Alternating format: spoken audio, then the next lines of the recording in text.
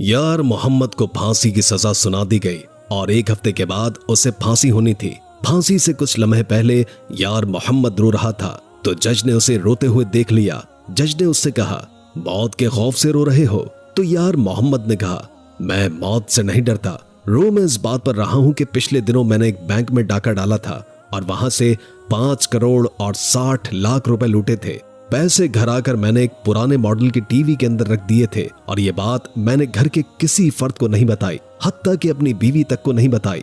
अब मुझे डर है कि मेरे मरने के बाद मेरी बीवी वो टीवी फरोख्त कर देगी और इसी तरह मेरे पैसे जाया हो जाएंगे। यार मोहम्मद को सूली पर लटका दिया गया तो जज उसके घर गया और उसकी बीवी से 10 लाख रुपए में वो पुराना टीवी खरीद लिया। घर जाकर उसने एक बंद कमरे में टीवी तोड़कर देखा तो हैरान रह गया क्योंकि उसके अंदर यार मोहम्मद एक तंदूर पर रोटियां लगाता था। उसका अपना तंदूर था। सुबह सुबह जाता और रात गए तक उधर रोटियां लगाता रहता।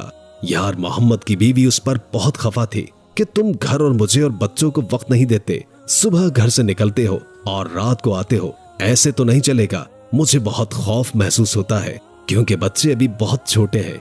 उसने अपनी बीवी को समझाया कि मैं तुम्हारे और अपने बच्चों की खातिर ये कोशिश कर रहा हूँ।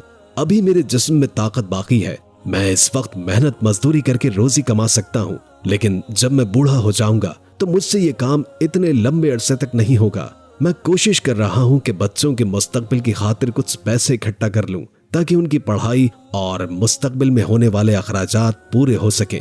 एक रात यार मोहम्मद अपना तंदूर बंद करके वापस घर आ रहा था तो उसने सड़क पर एक अजीब मंजर देखा। उसने देखा कि सड़क के किनारे एक आदमी लेटा है, उसकी टांगे हिल रही हैं। यार मोहम्मद ने सोचा कि शायद आदमी को कुछ हो गया, उसकी तबीयत ठीक नहीं, शायद उसे मेरी मदद की जरूरत हो।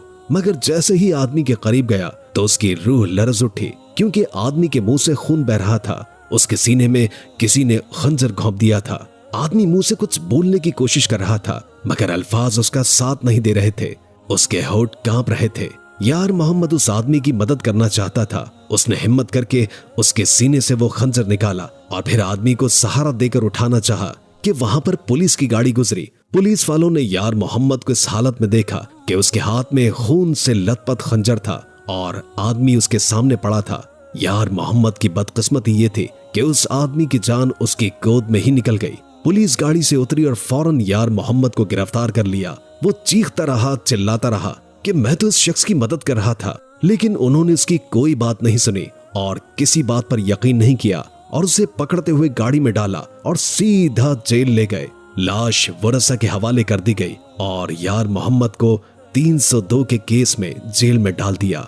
यार मोहम्मद की बीवी तक जब ये खबर पहुंची कि उसके शौहर के हाथों एक कत्ल हुआ है तो उसके पैरों तले से जमीन निकल गई। वो खौफ से कांपने लगी, अपना सर पीटने लगी। उसे खुद से ज्यादा अपने छोटे छोटे बच्चों की फिक्र लाहक हुई कि इनका क्या बनेगा। उसकी बीवी अपने शौहर से मुलाकात के लिए आई तो यार मोहम्मद ने रोना शुरू कर दिया। उसने अपनी बीवी को इस बात का यकीन दिलाया कि तुझे तो पता है कि मैंने जिंदगी में कभी किसी से झगड़ा तक नहीं किया। वो आदमी जख्मी हालत में वीरान सड़क पर पड़ा था। मैंने उस शख्स की मदद करना चाही मगर उल्टा मुझे ही कातिल समझकर इन लोगों ने पकड़ लिया। अब मुझे समझ नहीं आ रही कि मैं अपनी बेगुनाही का सबूत कैसे दूं। वो आदमी भी अब इस दुनिया से चला गया है जो कि मेरी बेगुनाही का वाहिद सबूत था। बीवी ने उसे तसल्ली दी कि तुम फिक्र मत करो, मैं एक वकील साहब को जानती हूँ, वो बहुत अच्छे इंसान है, गरीबों की मदद करने वाले, वो हमारी मदद जरूर करेंगे और तुम्हारा केस लड़ेंगे।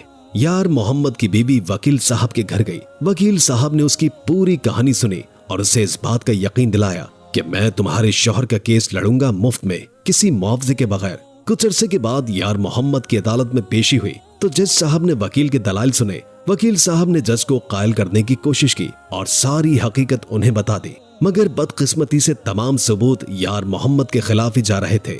जज ने अपना फैसला यार मोहम्मद के खिलाफ महफूज कर लिया। यार मोहम्मद की फांसी की तारीख तय कर दी गई। अब यार मोहम्मद को इस बात का यकीन हो चुका था कि अब वो नहीं बच सकता। उसके गिने चुने जिंदगी के बाकी दिन अब पूरे हो चुके हैं। आधी रात को जज साहब अपने गर्म गर्म बिस्तर में घर में सो रहे थे कि घर के मुलाजिम ने उनके दरवाजे पर दस्तक दी। जज अपने मुलाजिम पर बहुत नाराज हुआ कि रात के इस पहर तुमने मुझे नींद से बेदार क्यों किया। मुलाजिम ने कहा, जनाब आप मुझ पर खफा मत हो, घर के चौकीदार ने मुझे बताया है कि कोई औरत आपके घर के गेट के बाहर बैठी है। चौकीदार ने उसे भगाने की बहुत कोशिश की, मगर उसने कहा कि वो जज से मिले बगैर वापस नहीं जाएगी। सर्दी की शिद्दत की वजह से औरत मर न जाए, इसलिए आपको जगाया, आपसे पूछने के लिए कि क्या आप उस औरत से मिलना चाहेंगे या फिर इसे सर्दी में मरने दिया जाए। जज ने गुस्से से कहा, मरती है तो मर जाने दो, मैंने तो उसे नहीं बुलाया था कि आधी रात को यूं मुझसे मिले। मुलाजिम ने चौकीदार से कहा, जज साहब इस वक्त किसी से नहीं मिल सकते, लिहाजा औरत से कहो कि वो वापस चली जाए। औरत ने कहा, मैं सुबह तक इधर ही बैठी रहूंगी। जज ने दिल में सोचा कि कहीं औरत जिद में आकर गेट के सामने ही पूरी रात न गुजार दे और मर जाए। वो अपने बिस्तर से उठा और औरत से पूछा, क्या मसला है, रात के इस पहर तुम मुझसे क्यों मिलना चाहती हो? यार मोहम्मद की बीवी ने कहा, जज साहब मेरा शौहर बेगुनाह है, आपने उसके खिलाफ अपना फैसला सुनाया है। मेरा इस दुनिया में अपने शौहर के अलावा और कोई नहीं है, मेरे बच्चे यतीम हो जाएंगे और मैं लावारिस हो जाऊंगी। इसके बाद उसने जज को सारा वाकया बताया कि किस तरह मेरा शौहर सड़क के किनारे एक जख्मी की मदद करने गया और किस तरह पुलिस ने उसे मौके पर पकड़ लिया। जज ने यार मोहम्मद की बीवी से कहा, मैं इस बात का वादा तो नहीं करता कि तुम्हारा शौहर बच जाएगा, मगर मैं अपनी तरफ से पूरी कोशिश करूंगा। औरत वापस चली गई और जज सारी रात न सो सका। उसे बार बार उस औरत का अफसरदा चेहरा परेशान कर रहा था। अगले दिन जज साहब ने यार मोहम्मद से मुलाकात की और उससे कहा, सच सच बताओ, तुमने जिंदगी में ऐसा क्या किया जो तुम इस केस में बुरी तरह से फंस चुके हो? क्या जिंदगी में तुझसे कभी कोई गलती हुई है? अगर तुम मुझे हकीकत बता दो तो हो सकता है कि मैं तुम्हारी कुछ मदद कर सकूं। यार मोहम्मद ने रोकर कहा, जज साहब वैसे तो मैंने अपनी जिंदगी में किसी को कोई तकलीफ नहीं दी, मगर एक दफा मुझसे एक गलती जरूर हुई। गलती के फौरन बाद मुझे अपनी गलती का एहसास हुआ था, मगर उस वक्त मेरे हाथों से निकल चुका था। मैं अपनी गलती का अजाला नहीं कर सकता था। मैं अपने तंदूर पर रोटियां लगा रहा था। ग्राहकों की एक लंबी कतार रोटियां लेने के लिए खड़ी थी। मैं ग्राहकों को रोटियां देने में मसरूफ था कि एक बिल्ली गूंदे हुए आटे में घुस गई। उसने न सिर्फ मेरा आटा खराब किया बल्कि कुछ रोटियों का भी सत्यानाश कर दिया। मुझे काम की थकावट पहले ही थी, ऊपर से बिल्ली ने मेरा नुकसान किया। मैंने गुस्से में आकर बिल्ली को पकड़ा और तंदूर में डाल दिया। बिल्ली की चीखें सुनकर मैं खौफ से कांपने लगा। मुझे फौरन अपनी गलती का एहसास हुआ। मैंने जलते हुए तंदूर में हाथ डालकर बिल्ली को निकालना चाहा, मगर मेरा हाथ तो जल गया, लेकिन बिल्ली बाहर नहीं आ सकी। वो जलकर राख हो गई। उसने जज साहब को अपना जला हुआ हाथ भी दिखाया। यही मेरी जिंदगी की वाहिद गलती थी जिसने मुझे खौफ में मुब्तला किए रखा। मुझे लगता है कि इसी वजह से आज मैं इस मुसीबत में फंस चुका हूँ। जज ने कहा, तुम बिल्कुल ठीक कह रहे हो। तमाम गवाहों की मौजूदगी में तुम पूरी तरह इस केस में फंस चुके हो। मेरा नहीं ख्याल कि तुम बच जाओ या तुम्हारे बचने की कोई उम्मीद बाकी है। यार मोहम्मद जज के ये अल्फाज सुनकर हैरान रह गया। फांसी से एक दिन कबल वो थाड़े मार मार कर रो रहा था। जज ने उसे रोते हुए देखा तो कहा, क्या मौत के खौफ की वजह से इतना रो रहे हो? यार मोहम्मद ने कहा, नहीं जज साहब, मरना तो एक दिन सभी को है। रो मैं इसलिए रहा हूँ कि मुफलिसी से तंग आकर मैंने एक बैंक में डाका डाला था। 5 करोड़ 60 लाख की रकम लूट कर घर आया था। बीवी से छुपकर मैंने वो रकम कबाड़ खाने में पड़े एक पुराने मॉडल के टीवी में डाल दिए थे। अपनी बीवी को इसलिए नहीं बताया था कि वो राज की कच्ची औरत है, उसके पेट में कोई बात ठहरती नहीं है।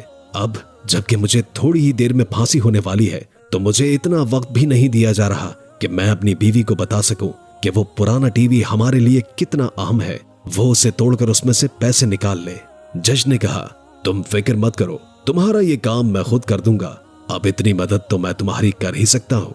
यार मोहम्मद ने जज का शुक्रिया अदा किया। फजर के वक्त उसे सूली पर लटका दिया गया और सुबह सुबह ही जज ने अपने कुछ मुलाजिमों को लिखा पढ़ाकर यार मोहम्मद के घर भेज दिया। उन्होंने यार मोहम्मद के घर दस्तक दी तो उसकी बीवी दरवाजे पर आई। एक मुलाजिम ने औरत से कहा, जी हम ओल्ड कल्चर डिपार्टमेंट की तरफ से आए हैं। आपके घर में मौजूद जो कोई भी पुरानी चीज है वो हम आपसे अच्छी कीमत पर खरीदने आए हैं। औरत ने कहा, हमारे घर में 3 पुरानी चीजें हैं, एक लालटेन है, एक टीवी है और एक पियानो भी है, मगर मैं ये चीजें फरोख्त करना नहीं चाहती। ये कहते हुए औरत ने दरवाजा बंद कर लिया। मुलाजिमों ने जज को कॉल की और कुछ देर के बाद ही दोबारा दरवाजे पर दस्तक दी। औरत से कहा, 4 लाख हम पियानो के देंगे, 5 लाख में हम टीवी खरीदने के लिए तैयार हैं और 2 लाख की लालटेन भी ले लेंगे। अगर सौदा मंजूर हो तो बताइए। औरत ने दोबारा दरवाजा बंद कर दिया और उन्हें कोई जवाब नहीं दिया। मुलाजिमों ने दोबारा जज को कॉल की कि औरत नहीं मान रही। जज ने कहा, मान जाएगी, तुम चीजों के रेट बढ़ा दो। मुलाजिमीन ने तीसरी बार दरवाजे पर दस्तक दी। औरत ने दरवाजा खोला। उन्होंने कहा, पियानो के हम 10 लाख दे देंगे, 12 लाख टीवी के और 5 लाख लालटेन का मिलेगा। अगर सौदा मंजूर हो तो बताइए।